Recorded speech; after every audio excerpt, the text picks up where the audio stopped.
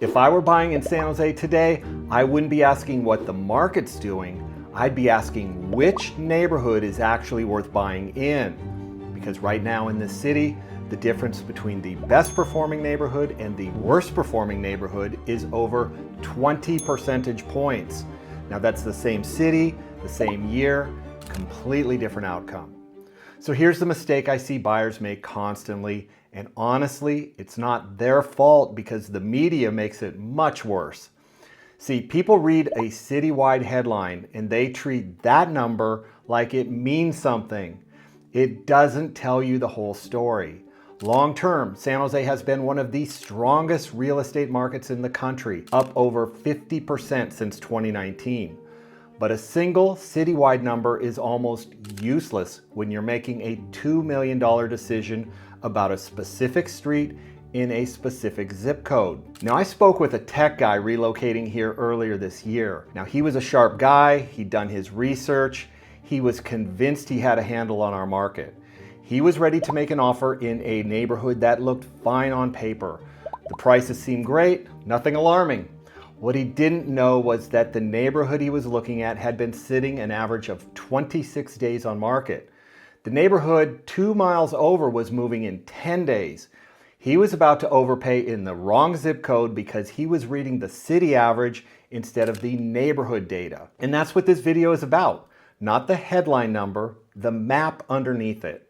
And I'm saving the best one for last because it's the neighborhood almost nobody is talking about right now. And it might be the smartest buy in all of San Jose. Now, San Jose is not one market. I want to say that again because it's the single most important thing I can tell you before you start touring homes. San Jose is not just one single market. So take Almaden. On the surface, the number looks alarming. It's down 13% year over year. But here's what that number doesn't tell you. Only 38 homes sold in the month that the figure was reported.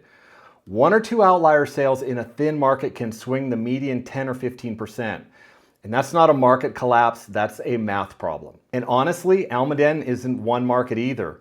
Depending on which school boundary you're on within Almaden, you can be looking at completely different buyer pools. Completely different days on market, completely different prices. Sometimes on streets that are literally half a mile apart. Now that same is true in Cambrian. The district lines matter, but so do the specific boundaries within those districts. That's the thing about citywide data and even neighborhood level data. It flattens out all the nuance that actually determines what your specific home is worth to a specific buyer. Now, the buyers who get hurt in this environment are the ones who make a $1 million decision based on a statistic that doesn't apply to the specific street that they're buying on. The question isn't whether San Jose is a good market. It isn't whether prices are up or down this quarter. The question is, what are the real reasons people want to live in the specific neighborhood you're considering? And are those things built to last? School district boundaries don't change with interest rates. BART infrastructure doesn't disappear when the Fed raises rates. A walkable Main Street corridor doesn't lose its appeal because mortgage rates are at 6.5%. Now, the neighborhoods that hold and grow through every cycle are the ones with built-in advantages, things that can't be replicated just a couple of miles over. So let's get into it. Let's start with Cambrian. Here's what most people don't understand about it. The stability isn't an accident. Cambrian sits in the Cambrian Union School District and the Union School District, both of which are far more preferred than San Jose Unified School District.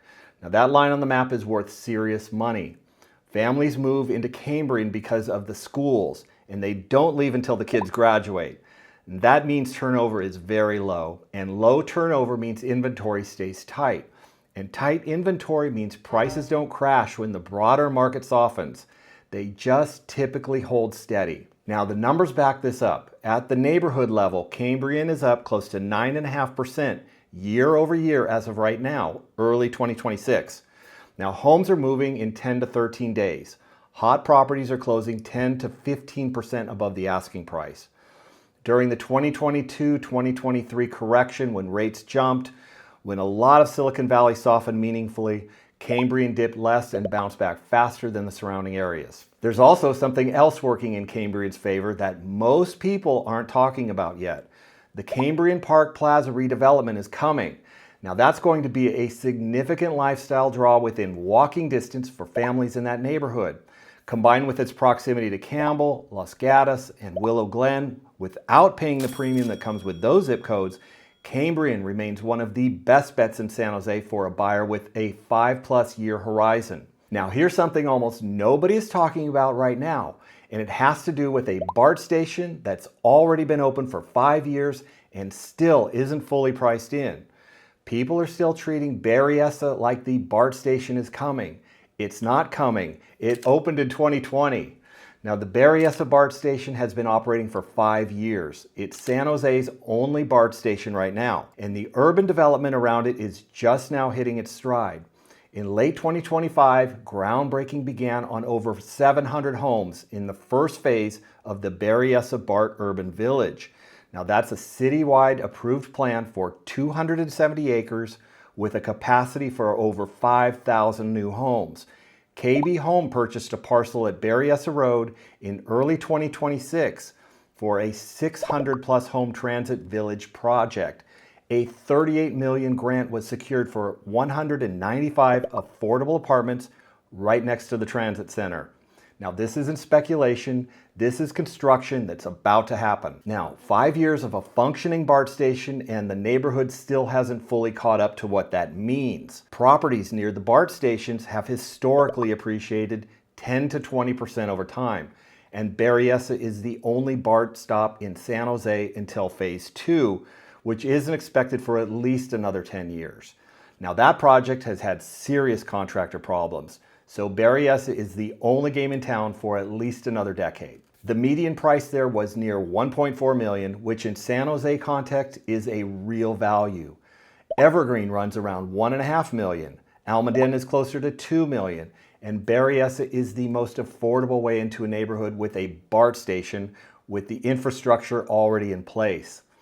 Now, I'll be honest with you about who this is for. If you need to sell in 3 years, this neighborhood requires more patience than most. The upside is real, but it's a 5 to 10 year story. The buyers who win here are the ones who buy in before the neighborhood catches up to it. My name is Kip, and I've been a licensed broker for over 20 years here in Silicon Valley. And now, besides being a top producer, I've sat on the ethics committee here for over a decade. And I've also managed and grown an office for the #1 brokerage in the country, overseeing billions of dollars in sales.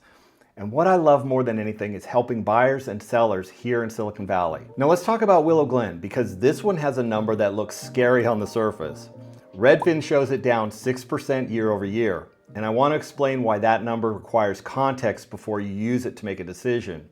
Now, the volume is very low.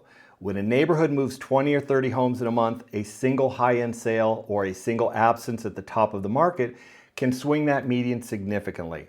And the comparison period matters. Last year's figures in Willow Glen were already elevated. You're measuring a softening against a spike. And honestly, the long-term data tells a completely different story. The MLS data shows about a 7% annual growth rate in Willow Glen since 1998. The neighborhood has doubled in value over the last 10 years. Average days on market right now is 10, down from 13 last year. Now, what makes Willow Glen durable is something that can't be manufactured. It has a genuine identity. The Lincoln Avenue corridor, the historic character, the walkability. Willow Glen is one of the only San Jose neighborhoods with a brand that transcends its zip code. Move-up buyers and tech workers with equity consistently target it because it feels like a real place, not just a subdivision near a freeway. Now, I sold several homes in Willow Glen last year.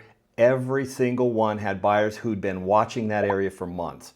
They were just waiting for the right house to come up. And when it finally did, they competed hard.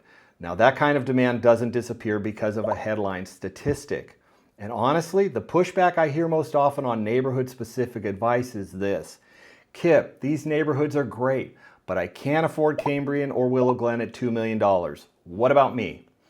And that's fair. And honestly, that's where Evergreen becomes very interesting. The average home is sitting around $1.5 million, and they're currently down about 3% year over year. The schools in the Evergreen School District are among the highest performing in San Jose. Now, the real reasons people want to live there haven't changed. That 3% dip is a reset, not a collapse, and it's creating a window where buyers have negotiating room in a market that almost never gives it to them. The lots in Evergreen frequently accommodate ADUs, which adds rental income potential and long-term value. So look, the answer to I can't afford those neighborhoods isn't to settle. It's find a neighborhood with the same real advantages at the right price point. Now, I've been selling homes in San Jose for over 20 years. The market has gone through cycles I wouldn't have predicted and recovered in ways that surprised everyone, including me. The one thing that's never changed is this. Neighborhood selection is the decision that compounds. You can negotiate price, you can time your rate. You can't move your house to a better school district after the fact. Now, if you're thinking about buying or selling in any of these neighborhoods, Cambrian, Willow Glen, Berryessa, Evergreen, drop it in the comments and I'll tell you what I'm seeing right now. No pitch, just honest market advice. These neighborhoods have real stories behind them, and that's exactly what I want to bring to you. Thanks for watching, and I'll see you in the next video.